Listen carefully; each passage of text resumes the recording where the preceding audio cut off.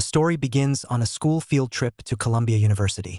Among the students on that bus is a quiet, nerdy teenager named Peter Parker, our main character. Peter is the kind of guy who blends into the walls. He's got a crush on his classmate Mary that he can barely even admit to himself, and the only real friend he has is a wealthy kid named Harry, whose father happens to be a scientist at the very university they're visiting. But here's the part that stings. Peter isn't just shy. He's carrying something heavier than that. He's an orphan, raised by his Aunt May and Uncle Ben, two people who love him deeply but can't shield him from the cruelty of the world around him. Inside the university's genetics lab, the students are shown an extraordinary collection of exotic spiders, creatures engineered with abilities that seem almost impossible. Peter, being the curious type, wanders off to snap a few pictures of Mary. But while he's distracted, one of those genetically modified spiders slips off its display and sinks its fangs into his hand. He barely notices, but that tiny bite is about to rewrite his entire life. Peter gets home that evening feeling off, feverish, dizzy. He collapses into bed, and what happens next is nothing short of extraordinary. His body begins to change at a cellular level. His muscles reshape, his senses sharpen. When he wakes up the next morning, the glasses he's worn his whole life, he doesn't need them anymore, and the scrawny frame he was always embarrassed about, gone. But the real shock comes at school. Mary nearly slips and falls in the cafeteria, and Peter catches her tray midair without even thinking. Full plates, multiple items, without spilling a single thing. Mary is stunned. Peter is equally stunned. And then, the webs appear. Right there in the cafeteria, sticky threads shoot from his wrists. His food tray clings to his hand like it's magnetized. The school bullies come at him, and here's where we see what this new Peter is made of. His body moves before his brain can even process the threat. He dodges. He counters. He wins effortlessly. Walking home afterwards, he discovers he can climb straight up the side of a building, fingers and toes gripping brick like he weighs nothing. Peter Parker is no longer just a teenager. He is something else entirely. Now, what does a teenager do when he suddenly has superhuman abilities? Apparently, he signs up for wrestling.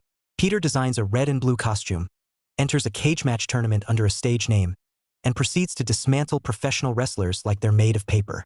He wins, but the shady promoter refuses to hand over the prize money. Bitter and cheated, Peter watches without lifting a finger as a thief sprints past him and robs that same promoter. Karma, right? Wrong. Moments later, outside the venue, Peter freezes. There's a commotion, a crowd, and in the center of it, his Uncle Ben shot by a carjacker. The same thief Peter had just let walk. The weight of that moment is impossible to describe. Peter chases the man down using every power he has. But it's too late. The damage is done. Uncle Ben is gone. And Peter now carries something he'll never be able to put down: guilt.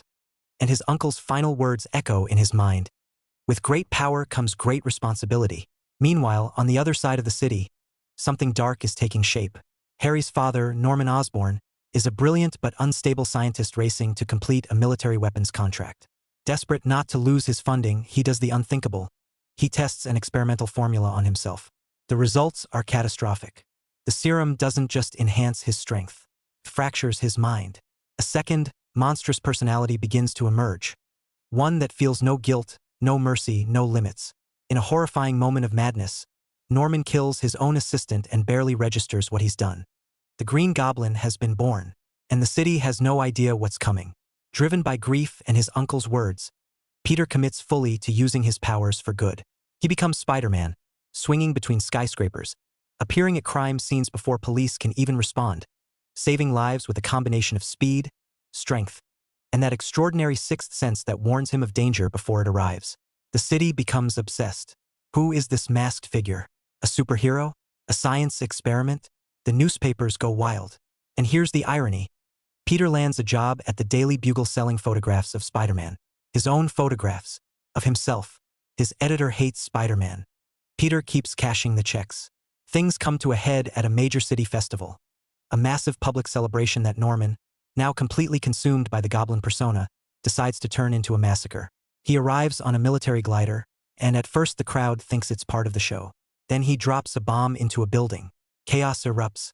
Peter, camera in hand, journalist for the day, watches Harry and Mary nearly get swallowed by the destruction. He disappears into the crowd, rips off his street clothes, and Spider-Man arrives. The battle that follows is brutal. The Goblin throws Peter across rooftops. Explosions rock the street. And in the middle of it all, Spider-Man manages to save a child, rescue Mary, and disable the goblin's glider long enough to force a retreat. Mary, breathless and shaken, asks the masked figure who just saved her life, "Who are you?" He smiles beneath the mask.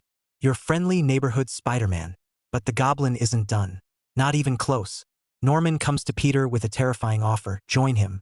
Together, they could control the city. Peter refuses without hesitation. The war escalates. Buildings burn. People are nearly killed. And then, over a dinner at Peter's apartment, Norman notices something that turns his blood cold. A cut on Peter's hand. The exact same cut. The exact same location as a wound Spider-Man sustained in their last fight. Norman now knows the truth. Peter Parker is Spider-Man. He doesn't say a word at dinner. But when he leaves, he heads straight for the one person who can break Peter, his Aunt May. She's attacked, hospitalized. And Peter, sitting at her bedside, has never looked so helpless. Norman goes further. He notices that Harry has feelings for Mary, and that Peter does too. Using that jealousy, he manipulates Harry into revealing how much Mary means to Peter. And then he takes her. The goblin stages an impossible choice on a bridge above the river. Mary dangling from one side. A trolley full of children dangling from the other. Spider-Man has one set of hands and two targets. The crowd watches. Peter's heart is racing. He launches, catching both simultaneously, swinging them toward safety. But the web anchoring to the bridge snaps. Both Mary and the trolley plummet. And Peter, running on nothing but adrenaline and sheer will, dives and catches them both. He delivers the children to a rescue vessel. He's exhausted. And then the goblin hits him like a freight train. The goblin is relentless, bombs, strikes, the full force of that experimental serum. And Peter, drained and battered, starts to crumble. But something shifts. Deep in the wreckage of a crumbling building, every memory floods back. His uncle, his aunt, every person the goblin has hurt. Peter finds something he didn't know he still had. He fights back with everything. He overpowers Norman. He has him cornered. And then Norman removes his helmet. His voice drops. He pleads. "It wasn't me, it was the goblin. I had nothing to do with it. Protect me, Peter." Peter hesitates. And in that moment of hesitation, Norman remotely commands his glider to impale Spider-Man from behind. But Peter's sixth sense fires. He vaults upward, and the glider strikes Norman instead. Norman Osborn dies by his own weapon. Peter carries the body to Harry's home, leaving it there without a word.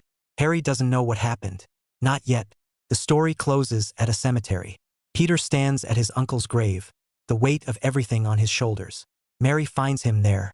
She tells him she's falling for him, that she wants more. And Peter, who could have everything he's ever wanted, walks away. Because he knows now what his uncle meant. Power doesn't just come with responsibility. Sometimes it comes with sacrifice. The mask stays on. The boy underneath carries on. And that is Spider-Man. Now let me ask you something. Did you feel that? Because if you made it all the way to the end of this video and you're still sitting here without subscribing, I genuinely don't know what we're doing here. This channel puts real effort into breaking down movies in a way that actually keeps you watching, and the least it deserves is a tap on that subscribe button. If you've been watching for a while and still haven't subscribed, honestly, that's a little bit on you. Fix it. Right now. You've got 2 seconds. And before you go, drop a comment down below and tell me. When Peter let that thief walk past him and it cost him his uncle's life, did you feel sorry for him? Or did you think he got exactly what he deserved for being petty? I want to know where you stand on that. Drop it in the comments. Let's talk about it.